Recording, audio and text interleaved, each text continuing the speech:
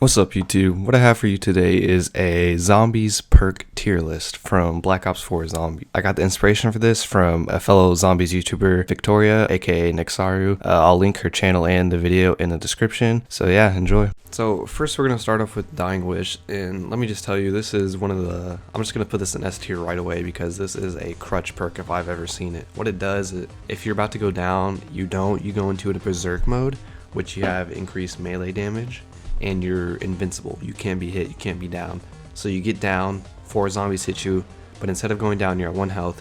You can melee your way out of a corner since your melee damage is basically increased like 300-fold, and you're safe. And when you come out of berserk mode, you're left with 1 health, and your health starts regenerating. The modifier for this, what it does is, instead of leaving you at 1 health, after berserk mode, you're left with 200, which I don't find that as much of as much of an improvement. I mean, technically it is like an improvement, but I don't find it that useful because I'm always, as soon as you come out, you start instantly regenerating, and I always place myself away. So I never usually run it in the modifier, but it's still an S tier perk. So moving on to Electric Burst, this one right here is basically a reskin of Electric Cherry. What it does is, every time you reload, an electric charge is output from the player, and the less ammo you have in your mag, the more powerful the charge is. And for the modifier, each charge, besides hitting zombies around you, also puts a charge on your melee weapon. So next time you melee, you'll have it creates a charge, and once it gets filled up, your melee will have a shock feature. If you shock the zombies when you melee them, and the amount of time they stay shocked is dependent on how much ammo, of course, you had in the mag. So I'm gonna put this one, as for my opinion on it, it's good. It does its job well, but it's not, there's always something better. It's not bad, but it's just good. We'll put it in C tier. Next is Bandolier Bandit, which is a pretty simple one. All you do is extra ammo. I don't know how much it is exactly, but it's just extra, and that's it. I mean, the modifier, weapons that are stowed, which means weapon that you don't have out currently, can regen ammo.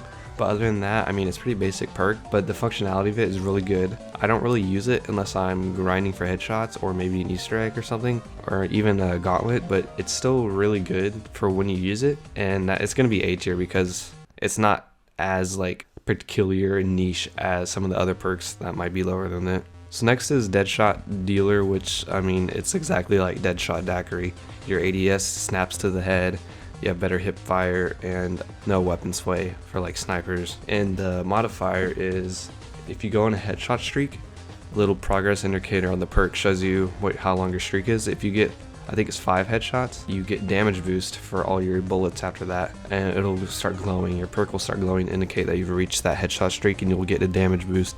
And if you miss a headshot when that streak is active, then your streak resets to 0. But for what it does, it's really good. Like if I'm grinding for camos, or even if I'm just camping and I want to hit them in the head so they don't come and swarm me, it's really good. And I find myself using this almost every day because I'm grinding almost every day for camos and stuff. So it's a really good perk. It serves its purpose well, but it's not superior. It's not like Bandolier Bandit. It doesn't have more uses than just grinding or getting headshots, so it's a B tier. Next we have Depth Perception, which is a poor man's Vulture Aid, and what it does is, you get to see zombies around the corner, and you get an indicator, like a grenade indicator, of where they're near you or behind you. And I don't really find it that useful because most of the time when I use this, I always see zombies and they're in their spawn, behind a barricade or something out of the map, something that I wouldn't really need to see. Or even if they are around the corner, I'm already prepared for it anyway because I know the map, I know the zombie spawns, I know the layout and everything. And it's not that, it could be useful for newer players, but after that, it doesn't really have much of a purpose. And the modifier, which is increased damage to special enemy weak points, isn't that good either because it's not even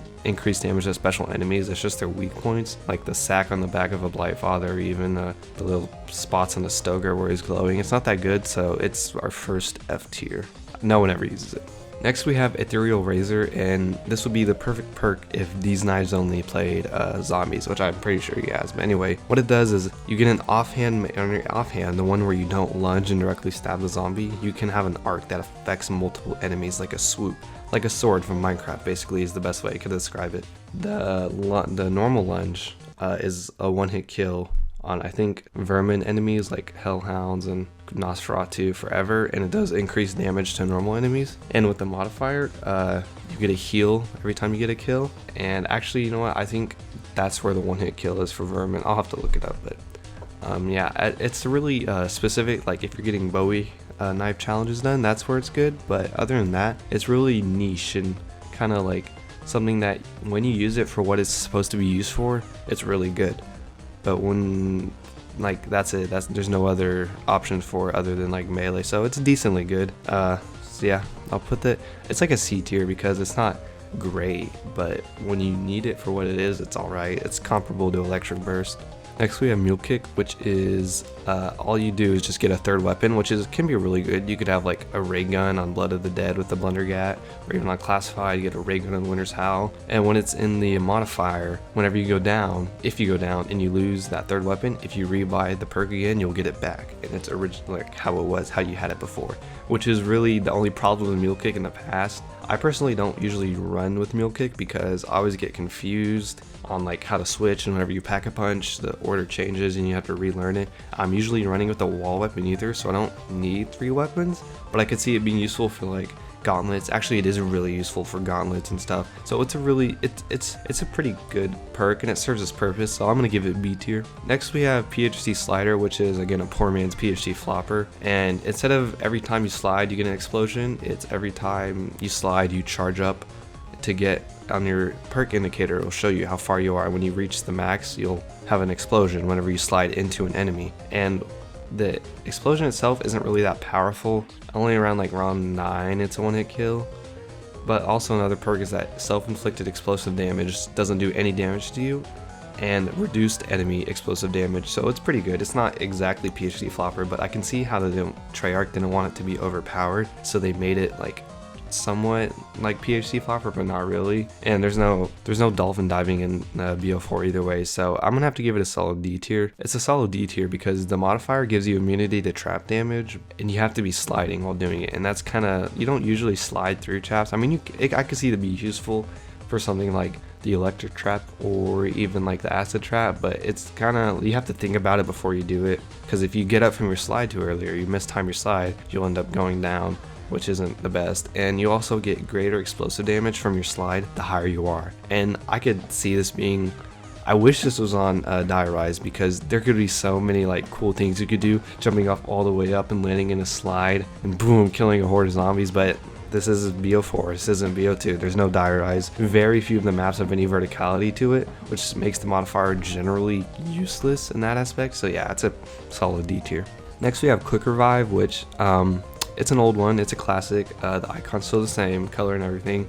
You're still able to revive your teammates faster in BO4, but in solo, you don't get more lives from it because there's already a system for that. In solo, what it does is, well, also in co-op, it increases the time it takes for your health to regenerate, and also from when you get hit to when it starts regenerating. And of course, you get to revive players faster in co-op. And the modifier is really only a co-op modifier. Whenever you revive someone, you both get full health and you both get a stamina boost, which means you can sprint away, and it's pretty good for if you're playing with someone who's not the best. You can revive them fast and y'all can sprint away, but there's no benefit at all for the solo modifier. But even with that being said, if you're playing solo and you just run it as a normal perk, it's great. It's like top tier, so I'm giving it A tier. Next we have Secret Sauce, which if you don't know what this is, it gives you a random perk from all these perks, and of course if you have it in the modifier slot, you get whatever modifier you get. So generally, with that being said, you could get a really good perk like Dying Wish, or a really bad one like Death Perception. So you kind of have to put in the middle, but in this game I think there are more good perks than bad perks, so I'm gonna have to give it a solid B tier, because you're more likely to get something in this BAS region than you are in the CDF region, so it's just numbers. Next we have Stamina Up, which is my personal favorite. So what this does is it increases your sprint duration, the amount of time it takes to recharge your sprint, and how fast you are. And when it's in the modifier, you get unlimited sprint, which is fantastic for training. This is probably the perk I run in the modifier the most, because I love to train, and the only reason you wouldn't use this is if you were camping, but I love to train, that's how I play, and I always have this because it's good, and the modifier is just fantastic. Unlimited sprint. So I'm gonna have to give this, I would put it in S tier, but I think most people will put it in A tier. So yeah. Next we have Stone Cold Stronghold, which is a camper's dream. What it is you stand still for around 3 seconds and a blue circle forms around you. You can move anywhere within that blue circle and get the effects of Stone Cold Stronghold, which is increased attack, increased damage, and increased armor. up to like 25, I think, armor. And with the modifier, the armor goes up to 50. And if you kill zombies inside the circle, it increases your attack and armor, which, yeah, I think that's the modifier, yeah. Anyways, this is really good for camping because once you have the circle made, you can move anywhere within it, and you can strategically place it for the circle to kind of be far out, and you can get kills within the circle and increase your armor up to a point. I think it's up to 50 armor. So like with something with like Alistair's Annihilator camping in the bedroom, or even by the Sentinel artifact, if you position your circle in the right way, you can have all the zombies that you kill are inside your circle, and you get basically unlimited armor and unlimited damage. I mean, it doesn't matter, not unlimited damage, but you know what I mean. So this is a solid B tier. It's not A tier because it's only for camping. If you're training, this is essentially useless. So yeah, it's a B tier. Next we have Timeslip, which is really just a really solid, well-rounded perk. What it is, it increases or decreases the time for mystery box and pack-a-punch. So instead of sitting forever in pack-a-punch, your gun comes out quickly. Instead of rotating between all the weapons in the mystery box, they come out, or the weapon will come out in like really fast, like half a second instead of the usual like 2 seconds it takes to rotate through all the weapons. So you can hit the box or pack-a-punch mid-round really easily with this perk. And if you have the modifier, which I don't find myself using the modifier very much, your elixirs recharge faster and your special weapon recharges faster. I don't find this particularly useful because although the modifier is really good, if you're running with this in a loadout, you might as well have one of the other perks as a modifier, like stamina up, or if you're playing 2 people quick revive, something like that, like Stronghold or something. So yeah, it's a really solid perk. I give it a good B tier. Next we have Victorious Tortoise, which is the second crutch perk in Black Ops 4, in my opinion at least. What it does, whenever you pull your shield out, you have no damage. You can't take any damage from anywhere. And whenever your shield gets broken, it explodes and leaves off this area of an explosion where like all the zombies basically get killed, and you're fine, you're safe, no zombies around you. So this is highly clutch because without this, realistic Easter egg completions probably wouldn't be possible. I mean, technically yes, they would be possible. It'd be really tough. And this is so clutch because if you get in the corner, you can just pull out your shield, either shield bash your way out, use the guns, or wait till it breaks and kills all the zombie, go get a new one, and you're good. It's basically like having an extra life. It's kind of like Dying Wish, so for that reason it is most definitely S tier. Next we have Winter's Wail, which is it's like Widow's Wine. It used to be Poor Man's Widow Wine, but now at the buff it's become really good. You get 3 charges whenever you don't have full health, and then you get hit, then it activates. What it does, it leaves like an explosion, and any zombies in that radius, it's like a frost trigger explosion. Any zombies in that radius are like frozen, they can't move. And if it's in the modifier, you get an extra charge, so you get 4. And when you get hit and the explosion triggers, you also have this area of effect around you, so more zombies that come will also get slowed down, which is really good. It's a really good save me perk. That was after the buff, when it got buffed. With the modifier, it's probably better than Widow's Wine. Charges replenish every round and with max ammo, so kind of just like Widow's Wine. So it's basically the same thing except better, really. So yeah, it's A tier. Last but not least, we have Zombshell, which is basically if you put Zombshell and Death Perception together, you would get Vulture Aid. What it does is whenever you kill a zombie, it has a chance of like exploding into an orb that when zombies run into that area of effect, they slow down themselves. So it's really good if you're like camping. You can slow down the pace of the zombies, give you time to reload or whatever. And the modifier, if you go inside that area of effect of the orb, you become invisible to the zombies, which can be really good. The modifier isn't too useful, but it's good. I mean, the perk itself is generally good. I'd say it's a C tier because it's kind of situational. It's not the best. Maybe if they buffed the duration or the radius of it, it'd be good, but who knows. So that's my tier list. Thanks for watching. Go check me out on Insta. Go check me out on Twitter. Have a good day. Thanks for watching. See y'all later.